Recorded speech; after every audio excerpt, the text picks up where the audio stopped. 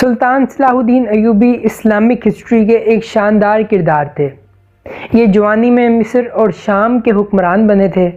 سلطان نے 90 برس بعد فلسطین فتح کر کے بیت المقدس عیسائیوں اور یہودیوں کے قبضے سے واپس لے لیا تھا۔ سلطان صلاح الدین ایوبی ایک شاندار ایڈمنسٹریٹر اور ایک عادل حکمران تھے۔ سلطان ایک درویش صفت انسان بھی تھے اور ایک کھلے دل کے حکمران تھے۔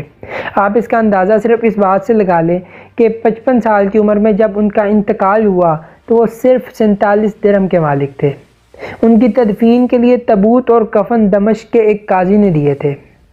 اس دور میں اسلام اور مسلمان 6 براعظموں تک پہنچ چکے تھے اور اسی وجہ سے یہودی اور عیسائی شدید پریشان تھے۔ پریشانی کے اس عالم میں اس وقت کے پوپ نے مسلمانوں کی ترقی کی وجوہات معلوم کرنے کے لیے ایک بڑے لیول کی اسٹڈی کروائی۔ جب اس اسٹڈی کی ریسرچ کی رپورٹ آئی تو معلوم ہوا کہ مسلمانوں کے غلبے کی سب سے بڑی وجہ ان کا نظام عدل ہے۔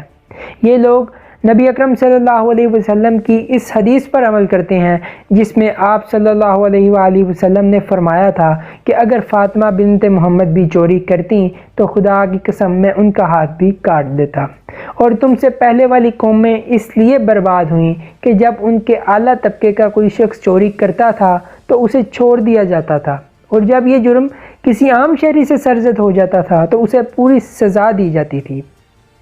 پوپ نے جب یہ مثال سنی تو اس نے کہا کہ ہم اس وقت تک مسلمانوں کا مقابلہ نہیں کر سکیں گے جب تک ہم ان کا نظام عدل حاصل نہیں کرتے۔ ناظرین، اس دن کے بعد دنیا میں ایک دلچسپ تبدیلی آئی۔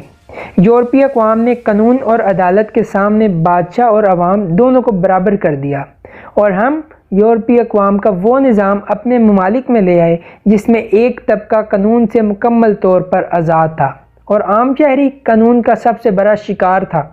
نتیجہ یہ نکلا کہ آج یورپی اقوام وہاں ہیں جہاں کبھی ہم ہوتے تھے، اور ہم آج وہاں ہیں جہاں کبھی یورپی اقوام ذلت، پسماندگی اور خرابی کی زندگی گزار رہی تھی۔ وہ وقت کب آئے گا جب قانون اور عدالت کے سامنے بادشاہ اور عوام دونوں برابر ہو جائیں گے؟